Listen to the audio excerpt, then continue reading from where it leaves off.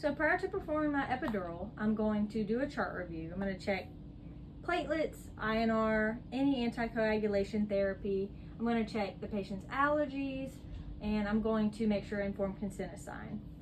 I'm going to make sure I preload the patient with some fluids prior to performing the procedure.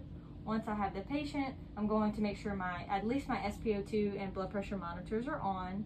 I'm going to get the patient positioned in a C position. I'm going to make sure the patient's shoulders are relaxed and that they are leaning forward with their spine curved, and I can get a nurse to help assist with that in the front as well. Then I'll have my gloves on and my non-sterile gloves, and I'm going to palpate the L3 to L4 spinous process and L4 to L5 spinous process. I can use the iliac crest to find L4. Once I find the mark where I want to put an incision, I'm going to mark it with my fingernail. So once that's done, I can throw those gloves out and wash my hands and get ready for the actual epidural procedure. So first, I'm going to go ahead and open my epidural kit, only touching the outer 1-inch borders.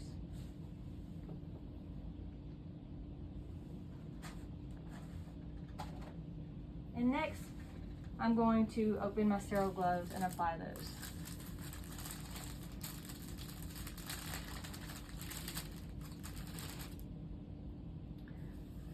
My hands would be washed before this, of course.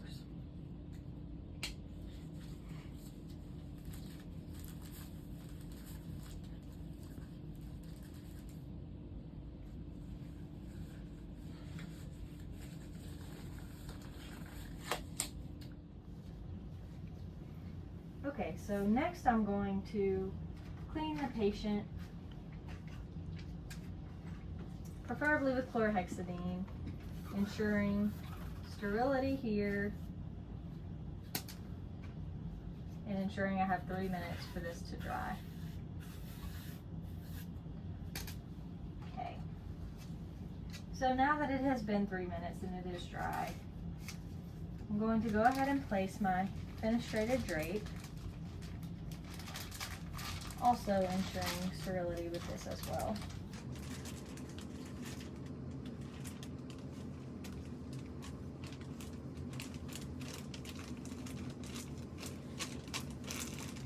Okay, so once this is all ready, I can go ahead and lay out my supplies.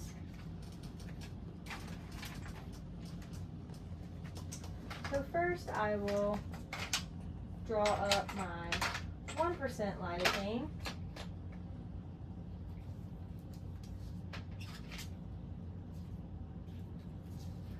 And I'll draw up 3 mils of that.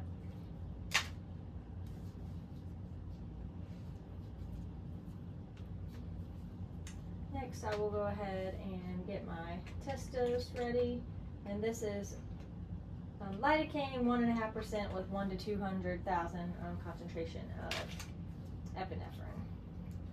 So that is now drawn up. I'll have my TUI needle ready. I'll have my catheter ready. And I'm going to get my loss of resistance syringe to about 3 mLs of air. Lastly, I'll have my 20 ml syringe that I will be using to draw up my bupivacaine for my final dose. So now that all this is ready, I'm going to go ahead and inject my local, ensuring a 15-degree angle. First, now that this is all sterile, this is to the back. I'm going to just feel one more time, ensuring, okay. So I know this is exactly where I want to be. And I'm going to go at a 15-degree angle, bevel up. Okay, a little stick and a burn here. And inject my 3 mils of lidocaine. Okay. Continue, make sure you continue to stay in that optimal position the whole time. I could do that, or I could stick that in the needle holder. Okay, next I'm going to take off the cap of my TUI needle. Make sure bevel is facing up. I'm going to rest my hand on the back And then I'm going to insert through the skin. Okay, little stick. And I'm going to insert slowly through the supraspinous, first subcutaneous tissue, then I'm going through the supraspinous, and then the inner spinous ligament. And that's a crunchy feeling. Once I get to there, I'm going to stop. And it's going to feel tight. At this point, the needle wouldn't wobble. So now I'm going to remove my stylet, and I'm going to go ahead and get my loss of resistance syringe attached. And I'm going to advance while applying pressure. I'm going to advance a little, apply some pressure, advance a little, apply some pressure, and keep doing that until I lose resistance. So I have lost my resistance at 1, 2, 3, 4, 5. So I've lost my resistance at 4 centimeters in the patient. So at that point, I'm going to make sure I'm holding this and remove my needle. At this point, I'm going to get my catheter, and I'm going to thread 4 to 5 centimeters past the point that I lost resistance.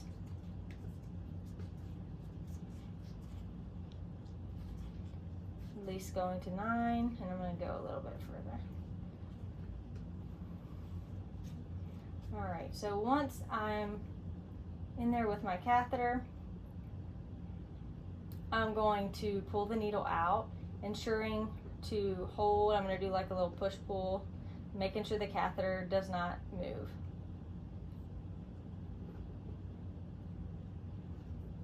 Alright, and so once I do feel the catheter at the skin, I can go ahead and grab the catheter and finish removing my needle here.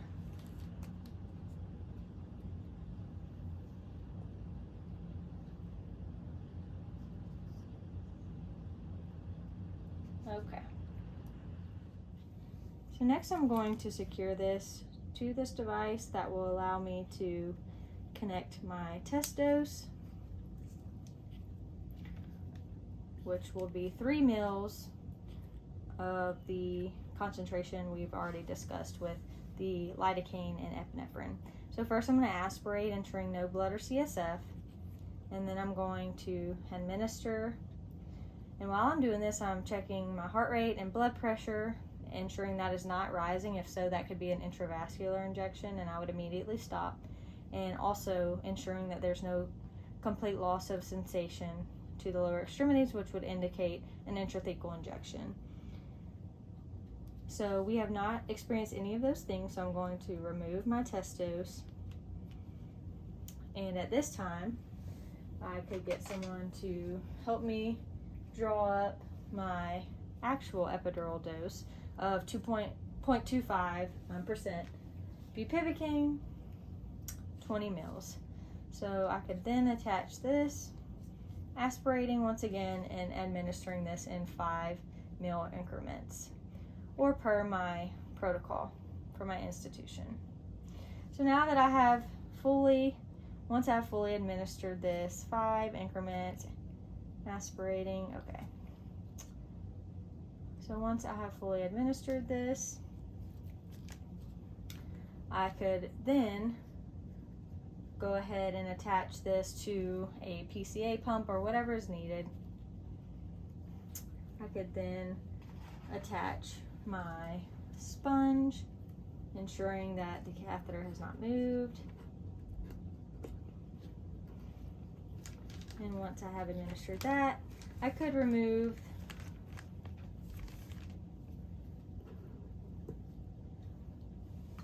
the drape and apply the Tegaderm to the patient's skin, and then tape this over the patient's shoulder.